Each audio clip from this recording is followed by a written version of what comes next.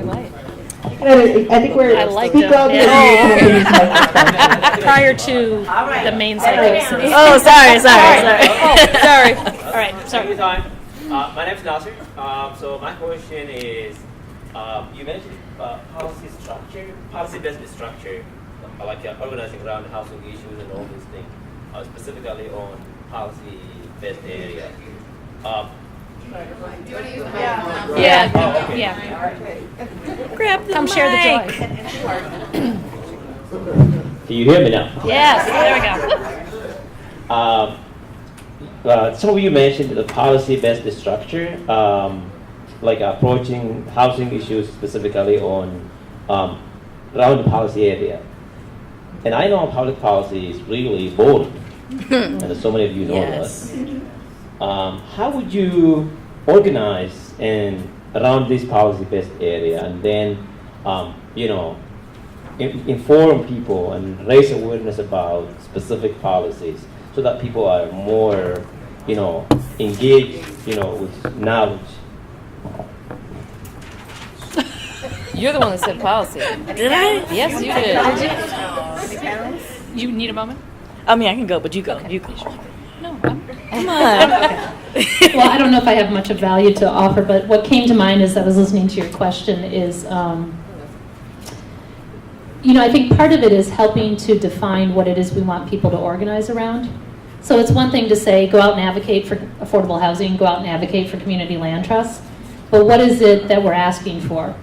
And if we can provide that information that's very clear, so like the example I gave about the Affordable Housing Trust Fund, the information went out that said this is exactly what we're asking for. We want $20 million in the Affordable Housing Trust Fund to sponsor rehab of owner-occupied homes, specifically the land trust.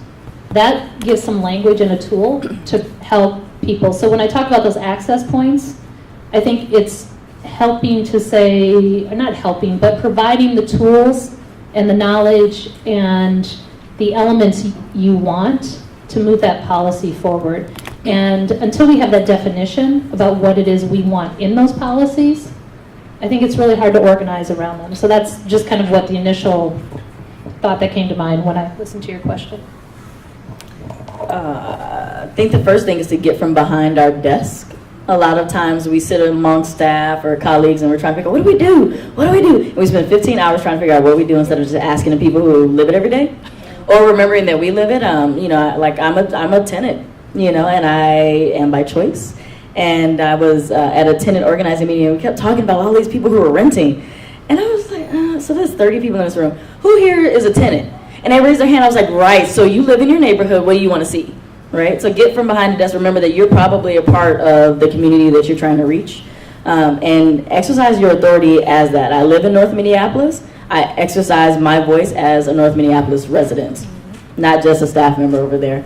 I think also knowing the moment is really important. So by that I mean, most of the time I'm not going to be like, hey, can you come to a housing committee?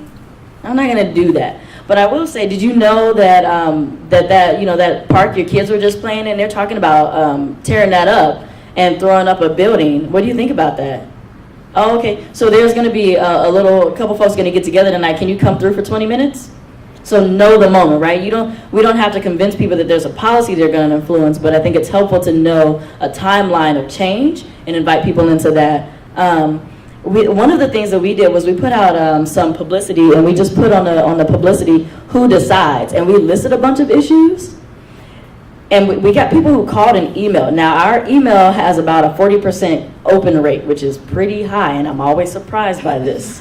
But that was a successful tactic. It's not an effective way to reach people who are not reading their email, who are not reading, period. But it was super effective for a lot of the homeowners and a lot of the folks who are super interested in what we're doing, but who don't have the time to participate. So it gave us an opportunity to get on the phone with people and answer. They're like, what are you talking about? Oh, did you know about this? Did you know about that? Oh, I didn't even know. I just saw some people out there surveying the land.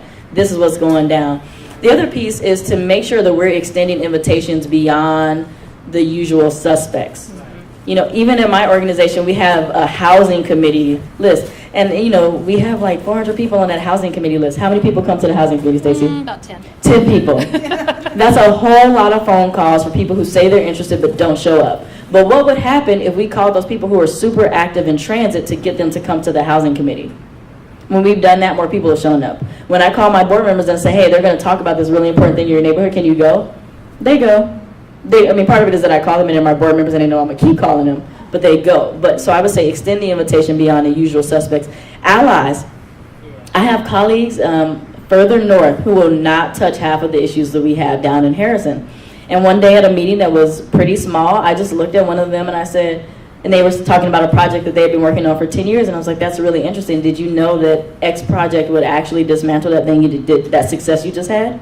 Like, no, what are you talking about? I was like, see, I told you. So if you want to draft a letter, I can work to see if our organization in the neighborhood can get behind that. In exchange, I need you to come and show up for this meeting, this protest, and I need you to sign on to this letter. So, and it's, people say, oh, that's quid pro quo. No, it's not, because, we have to weave the issues. It affects the entire region. And when we can help people to see that, it's helpful. When we can hold people accountable and show up, it's helpful. Yeah. I can't get over there. I'm sorry. I can actually yell really loud. Can you hear me? Gretchen, can you hear me? 1 minute, 1 minute. Okay, we got you. We got you. We got you. We We're got you. learning to maneuver. We're learning to Not Donna, you're a troublemaker. There we go. No, Okay, I just I need don't to good. You're right there. Hold. I would just add that Easier. I think some of the best policy coming from neighborhood groups comes from issues that have been worked to the right place. So the one example I would give you is in Frogtown we have 100 vacant lots. The city went crazy with the NSP dollars and knocked down a bunch of structurally sound housing, and we got a bunch of vacant lots. And we're a dumping ground. I take care, we have a maintenance crew starting to do some workforce development. That's the other piece about anti-gentrification is jobs. Getting workforce strong. So we've got this maintenance crew that are taking care of properties that are owned by the land bank, and we own 2 lots, the Frogtown Neighborhood Association does. And I've spent upwards of $5,000 getting stuff that are dumped on those lots. And those are only 7 lots. So in 2 years, right? So it's ridiculous. And over and over again, residents will say, if we're talking about what is the issues that bother you the most in Frogtown, trash, and litter. So that's gone on for at least 4 years, kind of some really serious angst about that. And so we started to talk about it structurally. Why is that? Why do we have the vacant lots? Why is the dumping going on? And why don't we, for example, have citywide garbage pickup? Like Minneapolis. I live in Minneapolis. You can put anything out there and it's gone that week, right? Yep.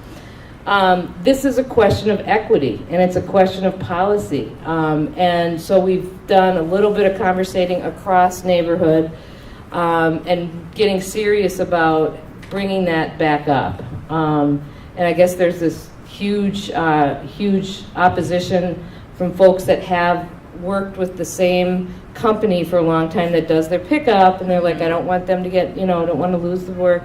Well, let's just segment out the city and make sure that everyone gets a share. Hello. So we're going to move on that. But it took years of kind of getting pissed off about the garbage and the dumping, and then kind of a moment in time where we just had so many vacant lots that we just have to do something. Yep. So that's an example where it moved from issue to we will get policy. I hope. Cross fingers. This table too had a burning question for the panels. And we'll do one more table after that. So, but the panels hopefully will. You're not going to come too far. You're Sorry. for a little bit. I'm just. Sorry, we're going to invest in wireless line systems. So I'm just an obstacle. our question was how a land trust is structured. We wanted you to expand on that, and like how, if we wanted to get involved in that, how we could. Oh, okay. And how it could come to St. Paul after that. Work that out, right? You actually do have one. All right. Yeah, in Rondo Community All right. Land Trust in St. Paul. Okay. And as far as like getting involved with a land trust or starting a land trust? How you would finance it, Oh, that's like 2 days. Oh, yeah. We had a workshop on this. I do a half-day course on CLT 101. Let's see. Well, so financing, the very kind of basic, the interesting thing about community land trust is, especially as if you're starting out as a new 501c3, so we are a nonprofit organization. The challenge is that from a lending perspective, because our homeowners do get conventional mortgages, is you have to have a 2-year history of being successful in housing. So the City of Lakes Community Land Trust was actually an idea that came out of a number of community stakeholders back in late 1990s, early 2000. It was formed in 2002. But prior to that, it was, if you can all remember back when housing prices were actually going up significantly from year to year, that's when they were looking at how do we address the affordable housing. So community stakeholders came together, said community land trust was the model, and the City of Lakes was actually started as a program of another affordable housing developer. And it was there as a program for about 6 months before we became an independent 501c3. The other interesting thing, and this is when I joked about doing a CLT 101, but I do a CLT 101, and one of the things we talk about is making the decision about how you would actually start, because if many of you in the room are associated with nonprofits, it's really tough to get a nonprofit up and starting. And then you add the land trust model, and everybody's like, what? You're buying through what? You're using what? And you want a loan to do what? It gets very tricky. And so we were successful, I think, because we started as a program. So there was some association, even though we were independent. But the other thing is that we partnered with other developers. So many of our first homes were done in partnership with other developers. So you had people who had the history and had the experience in housing development. We brought the affordability piece to it. What I think you're seeing now, fast forward 13 years later, is we've demonstrated success. We've demonstrated that we can do this, and we've demonstrated that the model works. During the foreclosure crisis, Community Land Trust had 1/7 the foreclosure rate across the country that the traditional or conventional homeowners had.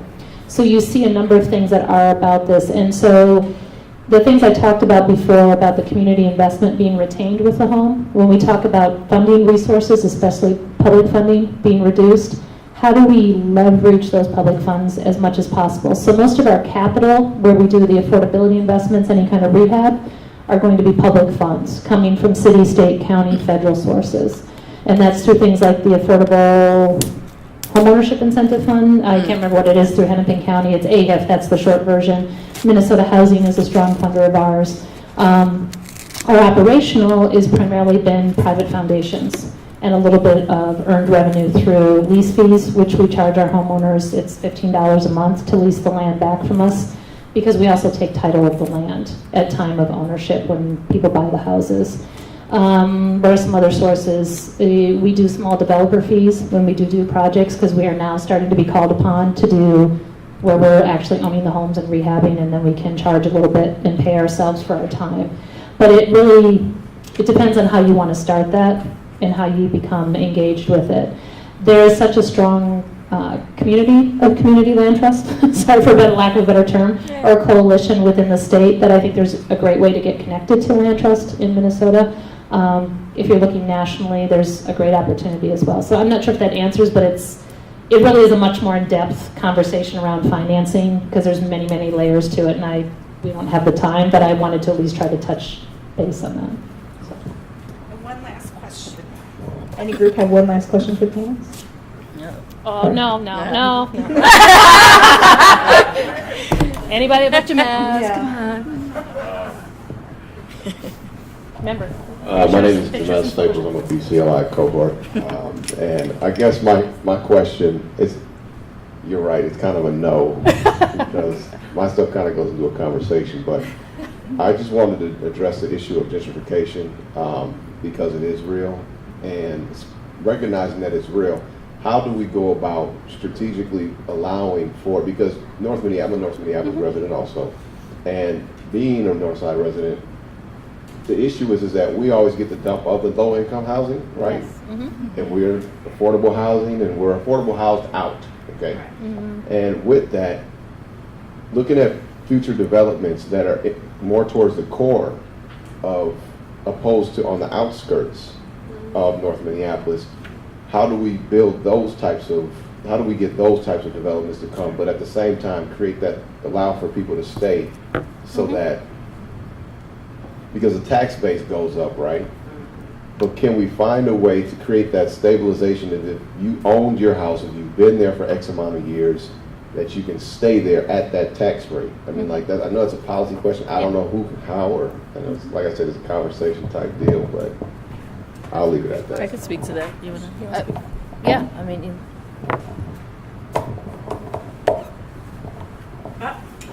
here we go again. I haven't heard any. You know, we knock over a speaker. Come on. It's in the budget. Nexus can handle it. We haven't in St. Paul's got a policy yet, but there's a lot of conversation about tax districts along the Green Line. And it started conversationally for elders, so people that have lived there a long time but are now on a fixed income. And what do we do when their tax rates go up, which they are? And so the discussion has been, and again, it's not in place yet, but having conversations with folks like Representative Moran and some of the city council people around a special tax district that would hold those taxes to a limited increase to keep folks where they're at. Homeowners especially, and again, especially elders.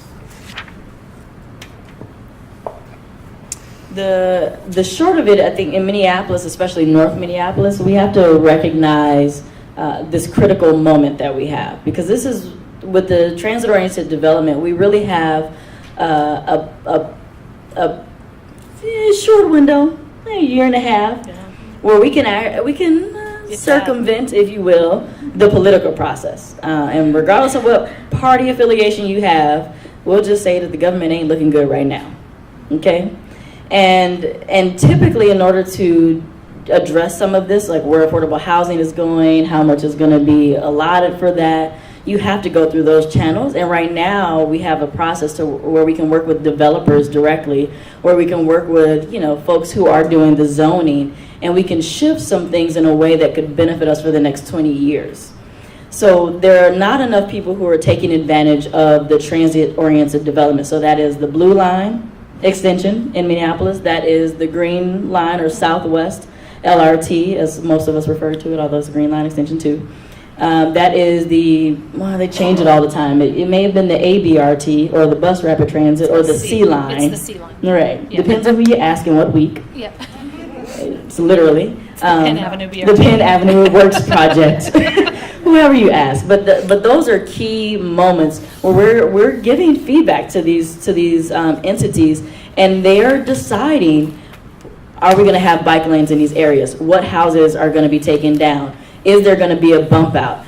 Is there going to be level boarding? Will we have a pedestrian or multimodal bridge over Olson Memorial? And as a result of any transit development, we know that we need high density housing.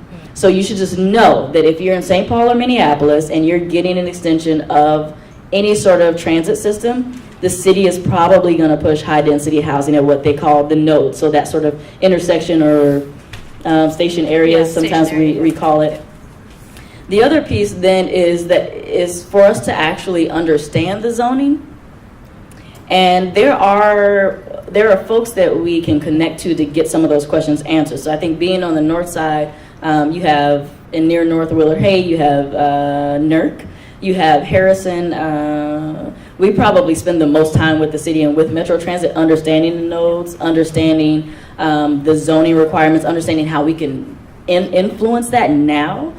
That is how we address some of the housing pieces. I would say it's also helpful to have a good understanding of what the neighborhood looks like, broadly speaking, because the city uses their defined maps to analyze the neighborhoods we live in. So what we think of as, let's say, North Minneapolis might include 3,000 people. What they're calling North Minneapolis probably includes 10,000 people. So when you start to get into, oh, well, do we have too much affordable housing? It's not necessarily the case. We actually have a high concentration of subsidized housing in a small area.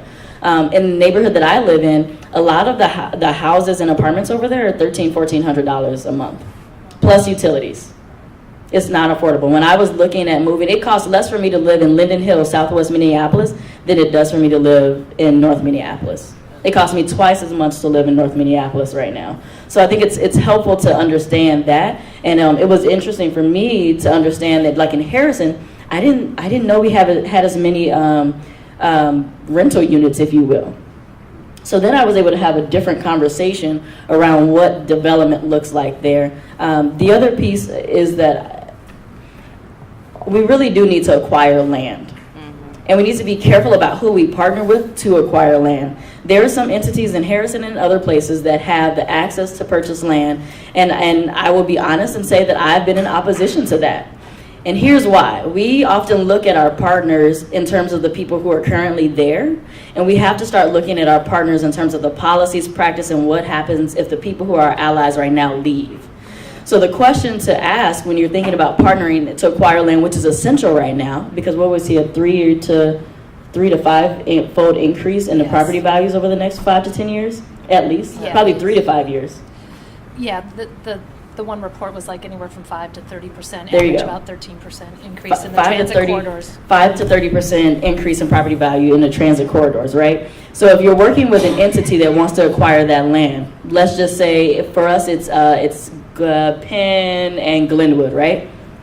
Trouble spot right now. 5 years is probably going to be like a little baby mansion or something over there. So if we partner with someone who acquires that land and it seems like a great agreement up front, but we don't have some sort of community benefit agreement that we can hold them accountable to, that we maybe even can sue them for if they breach down the road, then we've actually taken public resources, put them in the hands of developers under the guise of helping ourselves, and they've held on to the land so long that we now have no control over it. So I think it's important at this point to acquire land and to look at affordable ownership options. I don't think, despite what we believe, I don't think that we're actually all against affordable housing. I think that we're in opposition to high density housing that looks like towers, that's poorly kept, and that diminishes the value of the amenities, including tax base within the neighborhoods. But I think that we can probably all agree that we want higher quality housing that matches the desires of folks in the neighborhood, that doesn't provide a prohibitive cost to the families and would allow us to continue to develop in a way that we can say, oh, I'm going to stay, let's say in North Minneapolis, I'm not going to move to Golden Valley because it's cheaper to be there. And I'll just do a couple comments, because my first comment was like, Jamez, don't start the affordable housing too much. Right. No, I joke. I'm also a North Minneapolis resident as well as working in North Minneapolis. And I do really challenge that concept that we have too much affordable housing. And I do it from the perspective that all of our communities need a range of housing for a range of incomes. And a number of people, or some in this room, have heard me say it, but the thing that really strikes me is when you think about the fact that affordability is relative to what each of our individual circumstances are. And when you look at the Botano corridor in particular, majority of homes or renters and homeowners are cost burdened regardless of their income. Even if they're making $75,000 a year, they're still cost burdened because of what they're paying for the housing. So when we talk about affordable housing, I think it's really important to be very clear about what it is we do want in our community and what we don't want in our community, or what we prefer not to be in our community, as Sean said. And when you talk about the core development, I think you're thinking kind of like the Jordan community in that area. And when I think about gentrification, the thing that's really struck me is how do we balance bringing in the new investment that we know our communities need and not displacing. And I think that's the biggest puzzle of how do we do that. And I think it comes from what kind of policies do foster the new development, what is attractive, what do we need to have as far as infrastructure in place, and do we have it? And then as we watch, especially in our own community, all this transit-oriented potential investment that's coming, that we need to leverage that. And we need to leverage it in a way that will be sustainable and will continue to pay back to our community. And I think that's the conversation for me personally around development is this just a one-time hit? Or is it something that's going to serve our community long-term? And if it's not something that's going to serve our community long-term, how do we make it something that will serve our community long-term? And that's inclusionary housing, that's all these other kind of discussions that go to policy and everything. But I think the biggest thing is if we're not having that conversation, and you're not present in these conversations, and we're not building the access points for multiple perspectives to be at this conversation, it's really, really hard to make sure that we have some say. And so, I don't know if that answers your question, because I agree with you. I think it's a much longer conversation. But I think we have to be mindful of the language we're using to not alienate potential investment that maybe is what we need to start or to be a catalyst. I'm starting to ramble and we're at 8. So I'm going to stop there. But just, I think, be mindful of how, and think about what we really want and how do we create the path for that to come into our communities. Without losing our core. So one more round of applause for all of our great panelists. Thank you all so much for bringing all of this into the room. Before everybody leaves, we have a couple quick announcements. There are these evaluations flipped over on all of your tables. If you would please fill them out and leave them, I will pick them up at the end of the night. Well, when I'm sitting up. And we also would love to see you at our next issue series. It's going to be on January 8th. We're going to be talking about we're actually co-hosting with the Center for Earth, Energy, and Democracy, SEED, and we'll be at the Phillips Community Center, and we're going to be talking about green zones and housing and energy equity. So we'd love to see you then. Thanks everybody for coming, and if you didn't leave us your email, please do, and we'll get you the email invitations to the upcoming issue series. So thanks again everybody for coming. Thanks, everybody. Yes. I was like, Thank you, Ms. Stone. you did it. My hearing. Oh, Rick. Regular. Rick.